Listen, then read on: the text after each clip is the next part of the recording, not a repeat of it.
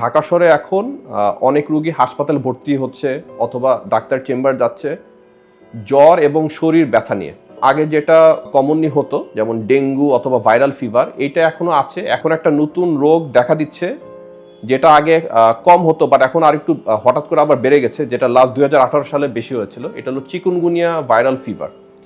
এটাও একটা ভাইরাল রোগ যেটা মশার কামড়ে ছড়ায়, কিছুটা ডেঙ্গুর মতন।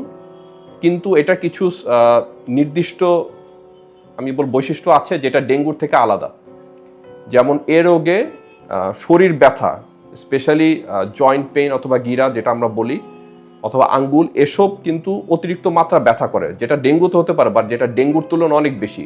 রুগীরা বলে যে আমার শরীর প্রচণ্ড ব্যথা করে, এমন ব্যথা যে নর্মাল ওষুধ খেয়েও ব্যথা কন্ট্রোল করা যাচ্ছে না। ইভেন রুগীরা বলে যে আমি দিনে 4-5 বার প্যারাসিটামল খাচ্ছি, তাও ব্যথা নিয়ন্ত্রণ হচ্ছে না, যেটা চিকুনগুনিয়ার একটা মোস্ট ইম্পর্টেন্ট ফিচার। এটা আস্তে আস্তে নর্মালি 5 থেকে 6 দিনের ভিতরে আস্তে আস্তে কমা শুরু করে। হ্যাঁ, কিছু ক্ষেত্রে কিছু রুগীদের দেখা দিচ্ছে যে চিকুনগুনিয়ার জ্বর ভালো হয়ে গেছে, বাট জয়েন্ট পেন যেটা আমাদের গিরা ব্যথা, এইটা পুরোপুরি ভালো হয় না।